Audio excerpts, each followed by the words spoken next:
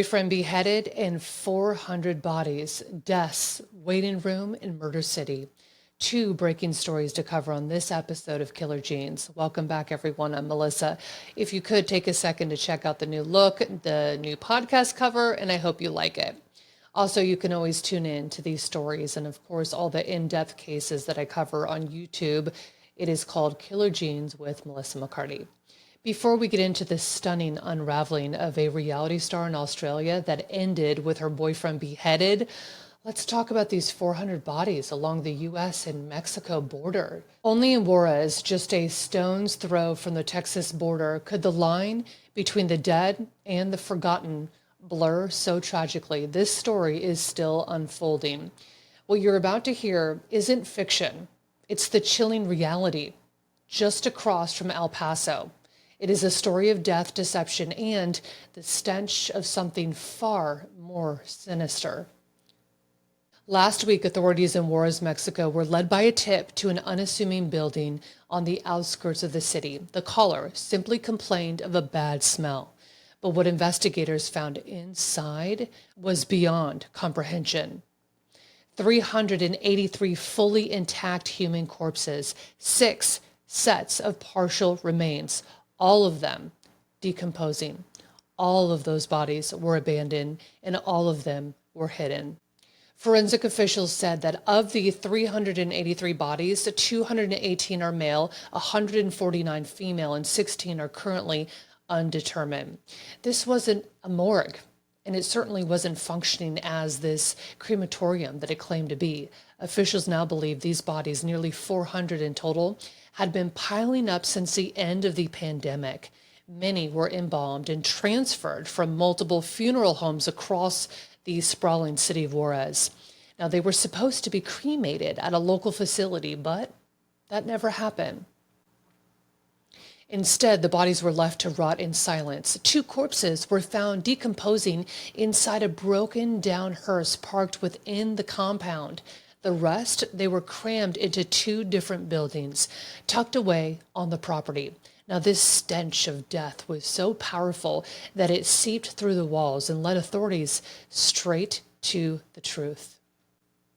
And now a mob of grieving families, hundreds strong, they stood outside government offices clutching urns, faded paperwork, images of their loved ones demanding answers. One of those people, Maria de Jesus Gonzalez, she was talking to the Juarez Digital, and she says that she's just not over grieving, and now she has to deal with this. She says there is no justice here. All of these families, they need answers on what's going on. Authorities suspect massive fraud, that families who paid for their loved ones to be cremated were instead handed back fake ashes, and in some cases, perhaps even sand or concrete. The bodies, well, they were from 6 funeral homes across the area. The crematorium's owner and an employee have been arrested. Mexico's president addressed the media, calling it a, quote, special case, and hinting that it may implicate much more than just fraud. Investigators are now looking into whether some of these individuals were murdered. Autopsies are underway to determine the cause of death for each and every corpse, some believed to have been there for up to 4 years. Let's get some context in this situation now. Juarez has long stood at the crossroads of tragedy and violence, once considered the epicenter of Mexico's cartel wars. The city reached a peak of 3,000 murders in 2010. While the numbers have decreased, they remain shockingly high.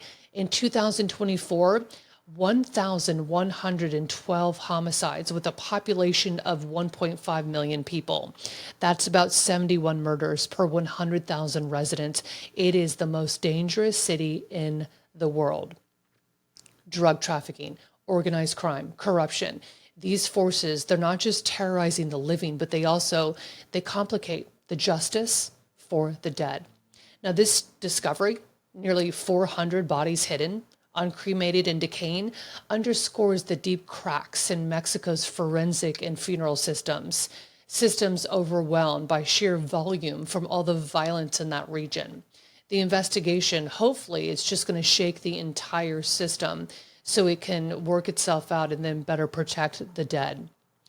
Now, we go from this shocking, unexpected announcement To halfway across the world in Australia, where death didn't come in silence, but in flames, blood, and one brutal, chilling discovery. We begin in Port Lincoln, South Australia. It is a postcard, picture-perfect fishing town. Quiet, peaceful, until now. On June 19th, police were called to a small unit after neighbors saw smoke and grew concerned. What they found, it wasn't a kitchen fire. It was a burned and dismembered body of a man.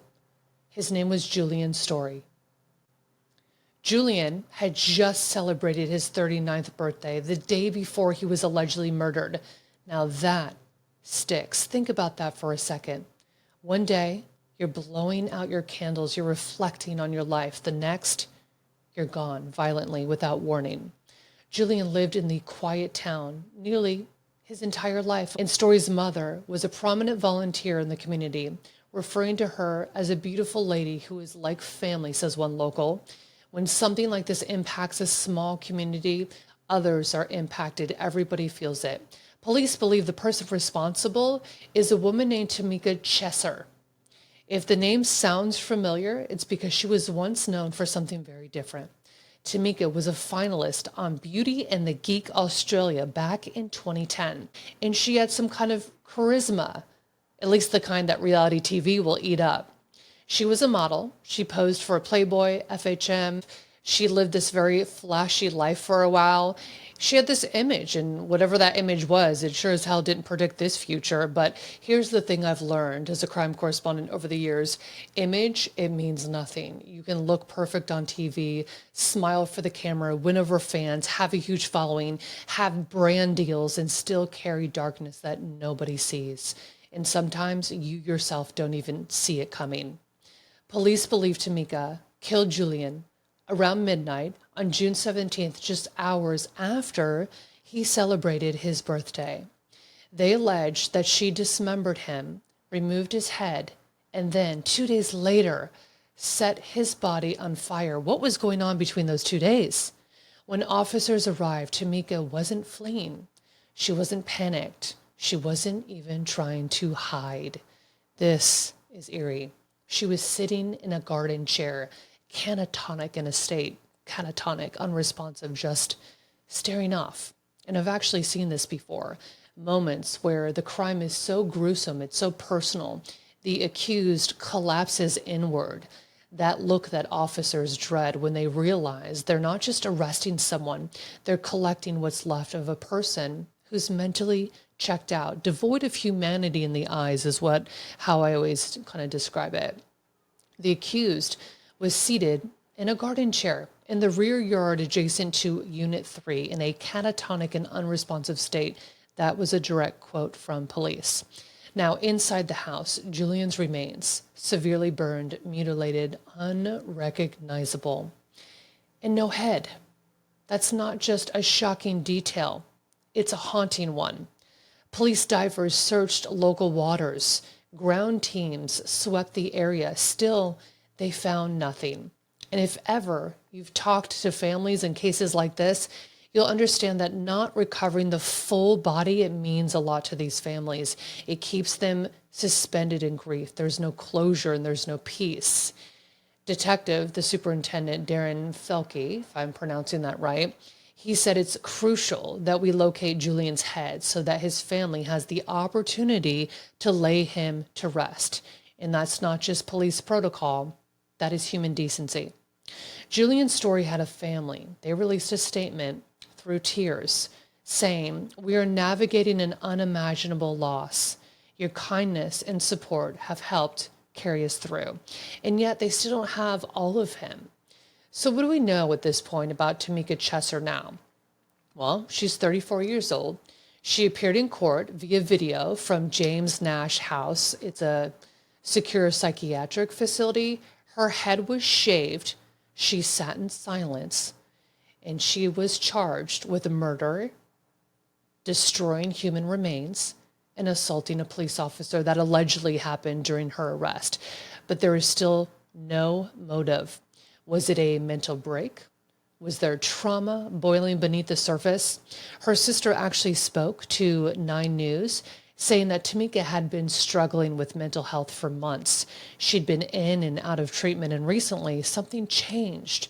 She didn't mention anything. She just told everyone that she loved them. That's not uncommon language for somebody preparing for something final, whether to harm themselves or harm somebody else. Her sister says that's not the Tamika that anybody knows. Tamika and Julian were in a relationship, but police say there were no signs of any kind of domestic violence. No restraining orders were filed. There were no loud fights, nothing official on the record. So what happened? Police released this CCTV footage from hours after the murder. And Tamika is seen walking around town like nothing, pushing a stroller with 3 dogs, wearing dark, heavy clothing, and carrying a bag. She appeared to have shaven her head before being arrested and taken into custody. A major physical transformation from this one-time blonde bombshell. Think, honestly, like Pamela Anderson look-alike. But before all of this, she was actually captured on camera, on cell phone footage, doing an outburst in a public pub, just standing there and screaming at a crowd of people. Police believe that the period between the 17th of June and the 19th hold the key for finding out what happened to his head. And they're pleading to the public for any kind of answers or footage. Here's the part that strikes me. She was in public among everyone, while back at her apartment, a man lay in pieces waiting to be discovered. Now, she was waiting for police to then just come and find her, just sitting in silence when they arrived. She knew it was all coming to an end. Behind the smiles, behind old modeling photos, behind the woman next door walking her dogs in the middle of the day, we'll follow this story as it unfolds. Her next court date is projected to be around December. But remember, this isn't just a story about murder. It's about, at this point, what's missing. A head, a motive, the full picture. And in the end, some of the most terrifying crimes leave behind the fewest answers. We will continue to deep dive this case and others on YouTube and, of course, all your audio platforms available.